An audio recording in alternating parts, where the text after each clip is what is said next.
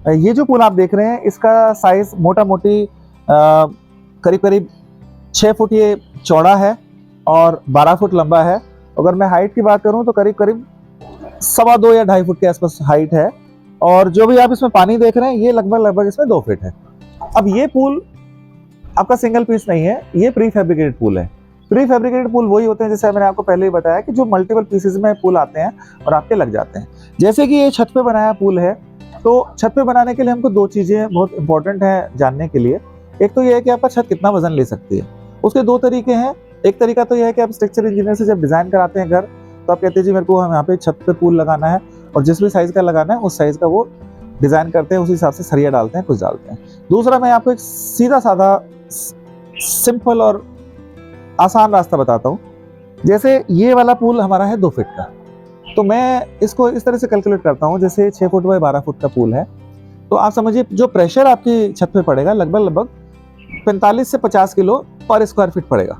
यानी कि आप मानिए कि 2 बाई 2 फीट के आदमी एक जगह पे 80 किलो का आदमी खड़ा है, उतना ही प्रेशर है।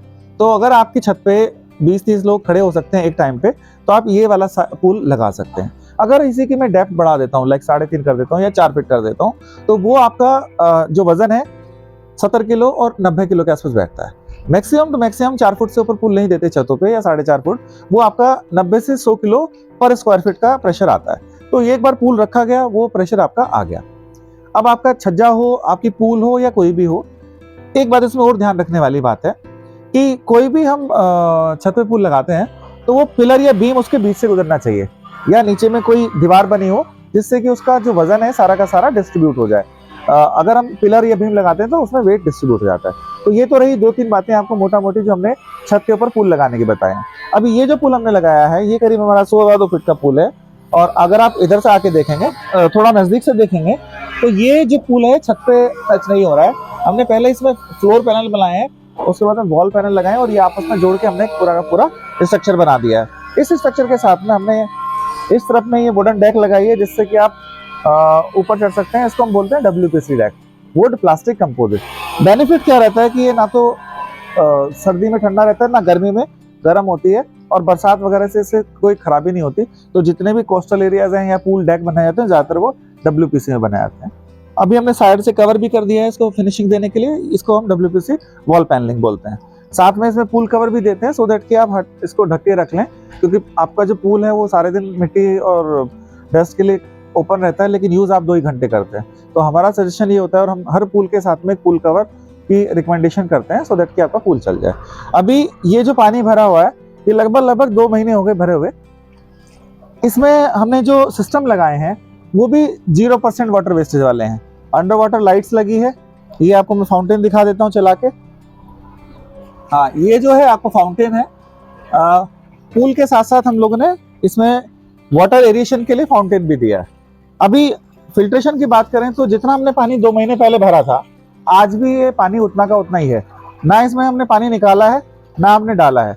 प्लस आप देखिए इसकी क्लैरिटी जो है पानी की वो बहुत अच्छी है, जो यूसेज करने में अच्छा रहता है। फाउंटेन जब हम डाल देते हैं तो पानी के अंदर में एरेशन आता है, तो जिससे जो फ्रेशनेस है पानी की बनी रहती है। तो 2-3 चीजें हो गई, एक तो आपका पूल कवर होना चाहिए पूल के अंदर में, एक आपका फाउंटेन भी मस्ट होता है फॉर एरेशन द वाटर। तो जब भी पानी के अंदर हवा होगी तो पानी थोड़ा सा फ्रेश लगेगा। इसी के अंदर में हमने कंसील करके एक फिल्टर दिखाया हुआ है। ये हमारा फिल्टर कम स्कीमर है। This is the one of a kind latest thing जो आपके छोटे पूल के लिए इजीली यूजेबल है। तो यहाँ से हमारा पानी आता है, जो भी अपना फ्लोटिंग मटेरियल इसके अंदर आता है।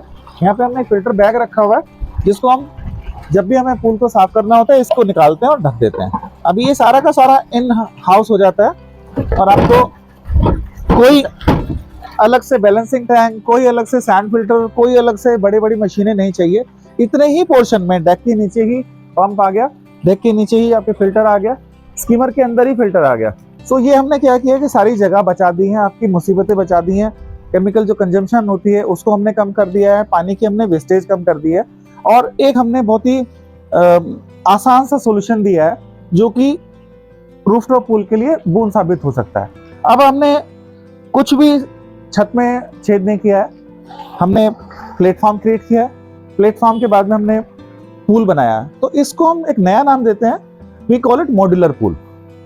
Y we call it modular pool? Because all जो पार्ट है पूल के मॉड्यूल की तरह आते हैं और यहाँ पे हम असेंबल कर देते हैं। तो ना तो आपके छत में सीलन है, ना आपके छत से कोई पानी का कनेक्शन है, जो नॉर्मल आपकी छत आ रही है उसी के ऊपर हम ये पूल बैठाते रहे। ये हमने कुछ इसमें थोड़े से एडेड फीचर दिए हैं ताकि आपको यहाँ पे बैठ के पार्टी शार्टी करना है, एक एंजॉय करना है तो बैठने की जगह भी दे दी है, प्लस ये आपका एक इस पे चढ़ने का रास्ता भी बन जाता है। तो इस तरह से हम लोग करीब 2 स्टेप 1-1 फुट का दे देते हैं।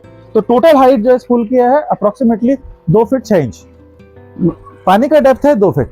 तो this is very safe depth for kids and even pets वगैरह के लिए भी। ये 2 फीट का प्री फैब्रिकेटेड पूल जिसमें कि हम नीचे कंक्रीट करके पैनल लगाते हैं। तीसरा हो गया मॉड्यूलर पूल जिसको हम उठा के कहीं भी ले आ सकते हैं। और अगर आपको ये पूल कहीं और भी ले जाना है तो इस पूल के आप नट बोल्ट खोलेंगे और दूसरी जगह पे लगा देंगे। ओके। तो अगर आपको ये बड़ा करना है, छोटा करना है, इसको यहाँ से हटाना है, इसको एक फ्लोर बना के मुझे और ऊपर लेके जाना है, तो बहुत सारी चीजें हैं जो इसके अंदर में हम पॉसिबिलिटीज हैं जिसमें कि हम मिनिमम कॉस्ट के अंदर इसको रीशिफ्ट कर सकते हैं, रीलोकेट कर सकते हैं। तो सर अभी फिलहाल मेरे माइंड में क्वेश्चन आ रहा था, अगर कोई कंक्रीट का जैसे पूल्स बनते हैं तो हाँ जी, उसमें और इसमें क्या फर्क है, डिफरेंस क्या हो सकता है? हाँ देखिए क्या होता है, पहले जमाने में एम्बेसडर चलती थी जिसमें कि हथी लगाई जाती थी तब गाड़ी चलती थी। अभी टेस्ला है, बोलो आपकी जगह ऑटोमेटिक ड्राइव कर देती है। सेम तरीक उतना ही फर्क कंक्रीट के पुल और ये मॉड्यूलर पुल में है।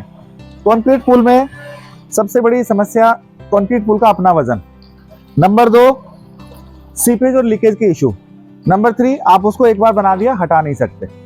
इस पुल में ये तीनों चीजें नहीं है। ये पुल लाइट वेट है, इसका अपना कोई वजन नहीं है। आप रीशिफ्ट करना चाहते हैं रीशिफ्ट कर लीजिए, और सीपेज लीकेज का तो कोई मतलब नहीं है। प्लस पानी की क्लैरिटी ज्यादा अच्छी रहती है। तो सिविल के पूल अगर आप छत पे बनाना चाह रहे हो तो उसको भूल जाइए, क्योंकि उससे बेटर ये वाले पूल हैं। 2 रीजन बताता हूँ क्यों बेटर है।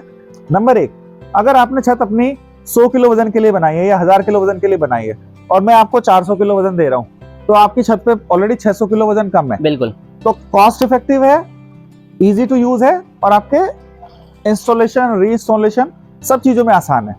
तो बेटर है कि अगर आपने कभी डिसाइड भी किया हुआ है कि छत पे पूल बनाना है, go for the modular pool. I will say not to go for concrete pool because that got lot of issues, like weight का इश्यू हो गया, लीकेज सीपेज का इश्यू हो गया, मेंटेनेंस का इश्यू हो गया, और शिफ्ट भी नहीं हो सकता है।